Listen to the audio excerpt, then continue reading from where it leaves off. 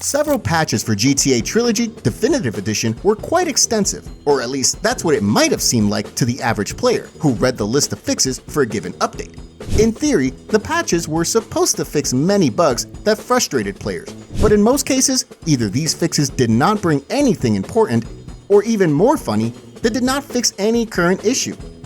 While talking about the fact that the corrections did not bring anything special, the point is that why repair 5 to 6 textures without collisions when we can find 4 times as many similar errors in the whole game? You could say that what Grove Street Games fixed was lost among many other bugs. Another example is bugs that were only allegedly fixed. A great and often used example is the GPS in the Hit the Courier mission, or the Flint County Bridge, which had several stages of life. In the beginning, as we remember very well, this bridge had a collision, but it had no texture. Then the texture appeared, but depending on CJ's distance from the bridge, it disappeared. And finally, after another patch, Grove Street Games dealt with this problem. In general, all these texture-related fixes make everyone laugh the most. That's because, as you can see on the screen, texture errors have disappeared forever here and there. But the number of patches compared to the number of reported bugs in this aspect is a bit pathetic. Texture errors have become iconic when it comes to remasters. Even if you'll be playing the game for about 30 or 40 minutes, there's a big chance you will find another texture mistake on behalf of Grove Street Games. So it could be said that when it comes to fixing remasters, Grove Street Games has exploited our patience to the last drop. Hundreds of errors reported by players, a lot of videos on YouTube, and the omnipresent hate caused by the sloppiness of the developers of the remasters that we remember so well. All this probably led to Grove Street Games being eventually removed from the project. Great decision, it could be said. But in all of this, one thing was forgotten. Metaphorically speaking, putting a prisoner behind bars will not return the $10,000 that the prisoner stole from Willis's wallet last week and then squandered on candy. This more or less means that, okay, Grove Street Games has been punished for its carelessness. But then, what's next? Who will continue to fix these games? And who will take care of them in general? Well, as it turns out, probably no one. It turns out that for Rockstar, Take-Two, and generally everyone responsible for the project, the problem disappeared when Grove Street Games was removed from the project. But we are the true victims here because we're left with games in which it rains in garages, cars drive on invisible routes, textures have no collisions, collisions have no textures, and street lamps are notoriously devoured by streets and sidewalks. To make a long story short, we're dealing with one great comedy. I understand the opinion of some people who say that, yes, these games have their flaws and there are often errors, but they look nice and generally they're fun to play. And all this is true, but there is something more to underline in this topic. Even though the atmosphere of the remasters is not as good as in the original editions, even though one may complain about the fragility of these productions, they look quite good at times. The real problem with all this is that, too often, we have to close our eyes just not to get angry or surprised that Woozie was supposed to look like Woozie in the remaster, and not some fake Neo from the Matrix. This is what the developers were supposed to take care of, polishing all details.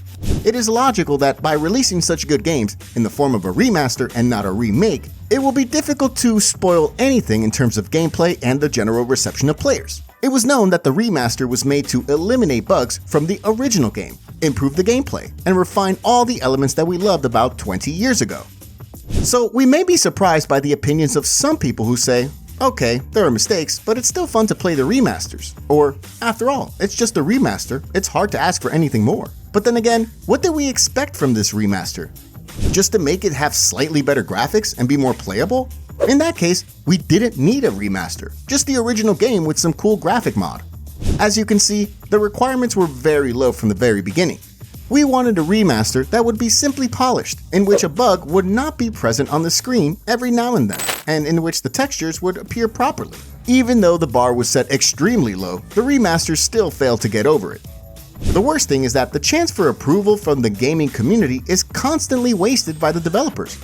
Let's be honest, it still doesn't take much for these remasters to turn into very decent games. Just see for yourself. Starting from scratch, it would be a good idea to finally add dates to the saved files. After all, requiring a player to remember which slot he saved his last game on is not a very funny joke. Next up, it would be a good idea to improve the atmosphere a bit by adding characteristic elements to the cities. It would be nice to see trash back on the streets of Liberty City. It would be nice if this bustling metropolis was blooming, and that there would be a few more cars and pedestrians on the streets. It would also be nice to see really beautiful sunny weather, either in GTA Vice City or San Andreas, in the yellowish colors that are iconic for these parts. Frankly speaking, the aspect of atmosphere is something that should be worked on a lot in remasters. Just take a look at this. You leave a pizzeria in San Fierro, walk down the local streets, and see a bakery. And in the bakery, they sell some paintings and suspicious electronics. The level of immersion immediately drops to almost zero after this. Another situation is when you enter the safe house to save the game, and when you leave this place a moment later, you notice that the exit door leads you to the bathroom. This is still the better version because in another safe house in San Fierro, specifically the one located south, when CJ comes out, he doesn't even need to open the door. CJ goes through it like Houdini. Furthermore, we can still see Mount Chiliad even when walking around Ganton. We must also not forget that video games like to convince us what a weak PC we have, even though this one meets the recommended requirements by a large margin. To be clear, I have an RTX 3070 Ti and an 11th generation i7, and all three parts still lag for me, guaranteeing a huge FPS drop. And when you see all this, you'll be attacked by the unpleasant sounds of a broken garage door or a broken chainsaw.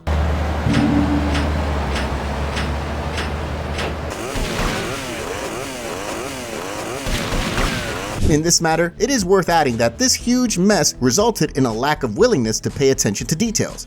How is it that such iconic aspects of gameplay as replays, the ability to change character skins, moving elements such as the V-Rock logo, the chicken head in Las Payasadas, or oil wells in the desert in Las Venturas were omitted? We won't even be able to upload our music to these remasters.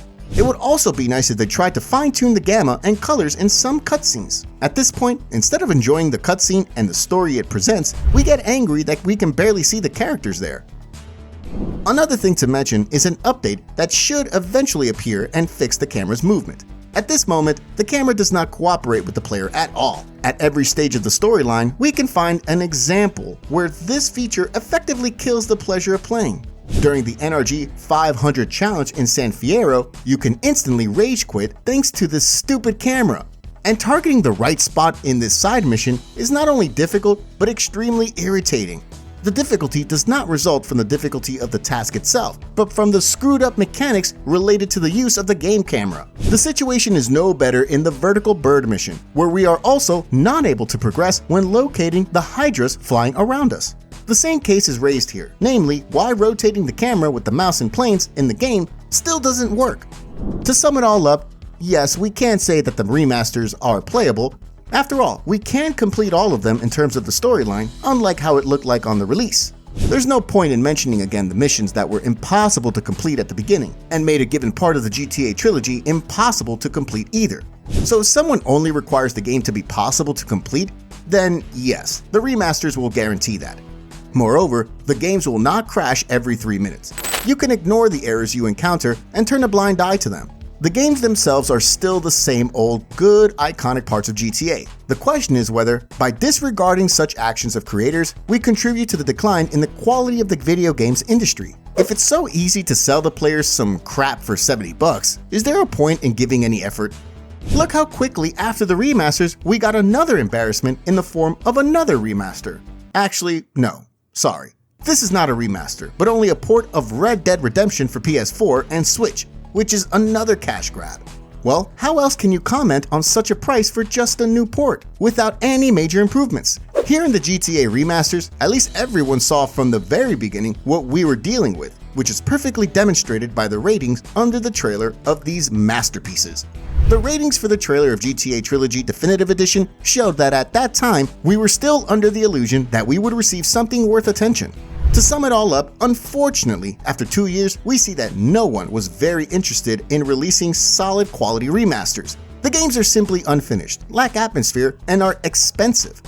We can only hope that GTA 6, slowly appearing on the horizon, will effectively kill the bitter taste left by GTA Trilogy Definitive Edition. Due to the lack of any patch recently, the episode displayed on the left side of the screen is still up to date. Click on it to see what the developers of the remasters have managed to fix so far. In the meantime, take care and see you soon.